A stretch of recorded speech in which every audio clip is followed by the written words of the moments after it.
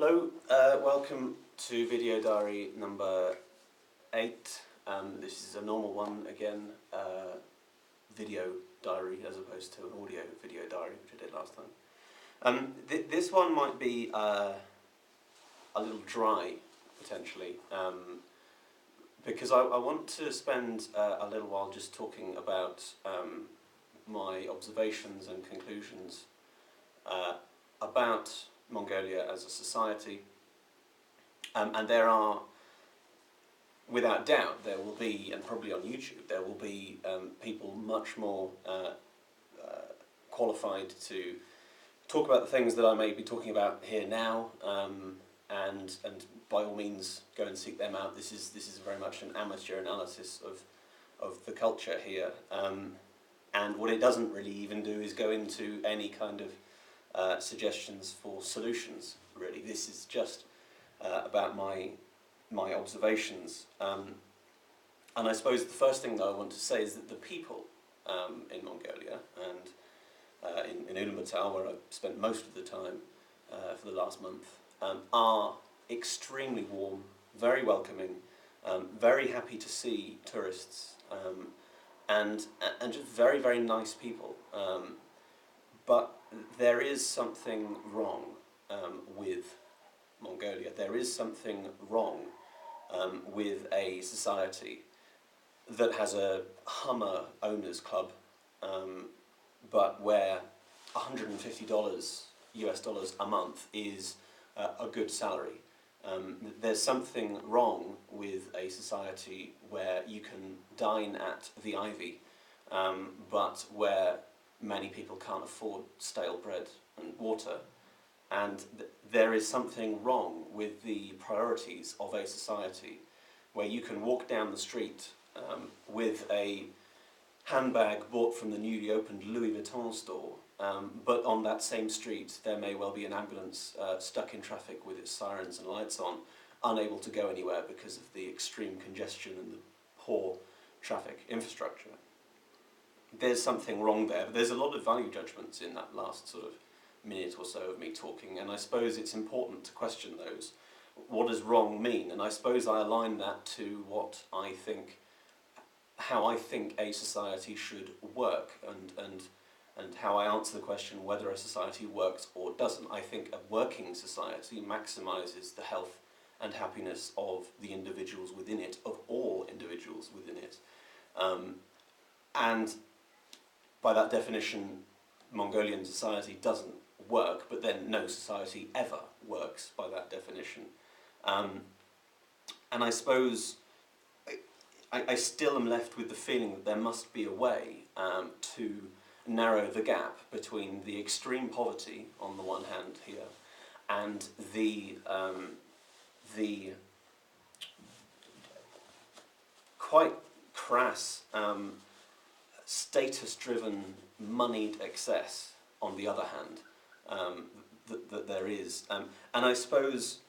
what I've got to say here is that at this point I'm not kidding myself that this isn't just an exaggeration of the problems that there are in my own society, the UK, a capitalist structured society, and actually the issues that I'm identifying here are just more obvious, perhaps. But there's something about the impossibility of social mobility here in Mongolia that prescribes a economic and social status for individuals before they can even walk, arguably before they've even been born or even conceived. And perhaps it's comforting for me that there is an illusion of social mobility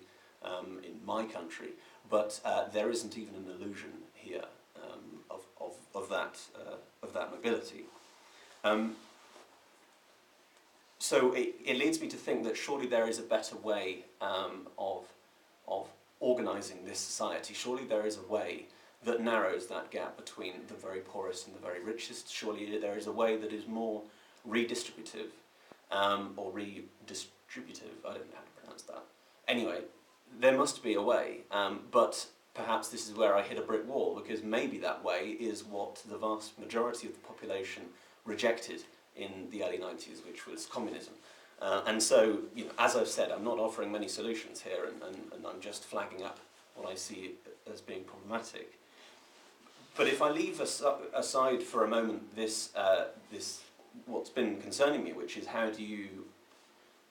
organise this society to maximise the health and happiness of everyone in it? I don't even think that the way that it is currently working, the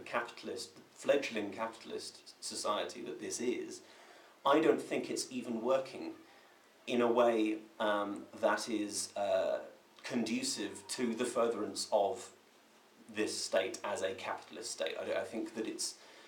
not that capitalism is an entity that you can say is acting in a way or another, but the way that this society is organised at the moment is not in the long-term interests of capitalism.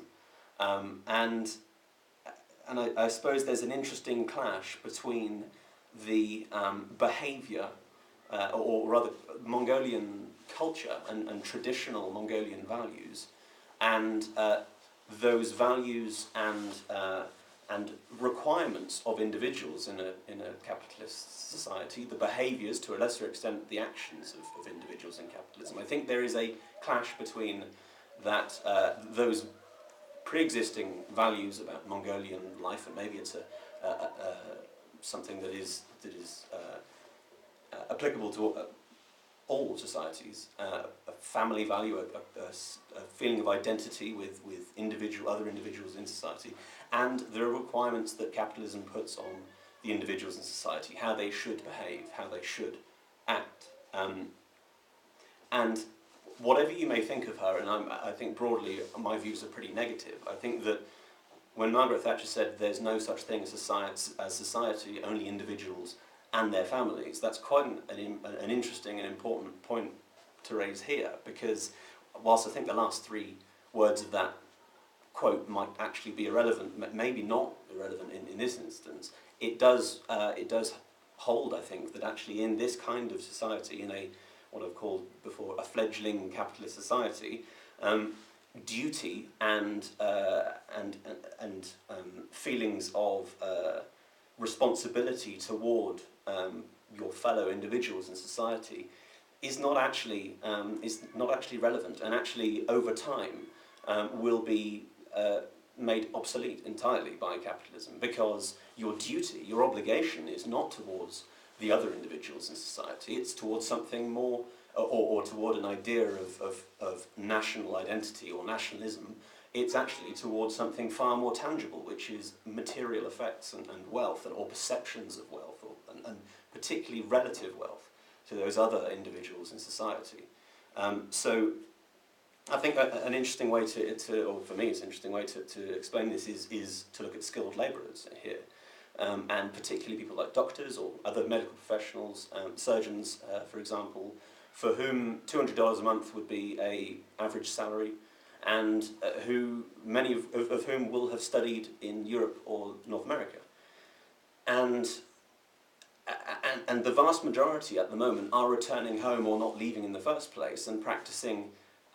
in Mongolia out of a feeling of duty towards fellow Mongolians and towards this culture, this society that they have. But no amount of nationalistic kind of drumming up of nationalistic feeling by the government, no amount of Genghis Khan iconography, and my God, there's a lot of it, is going to stop those skilled individuals from realising that, you know what, actually, the best thing for me to do is perhaps just to sell my talents to the highest bidder, and that is in almost all cases going to be another country. That they won't feel that they need to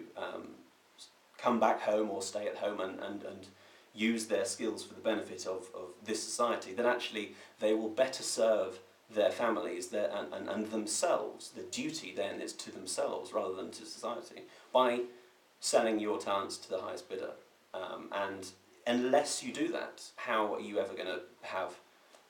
how are you ever going to drive your Hummer to the Ivy? I think that if this subject was a swimming pool, then my toes would only just be touching the floor. So I'm going to leave it there, mainly because I think I'm coming up to 10 minutes and I can't upload any more to YouTube. I'll do another one of these at some point in the next few days.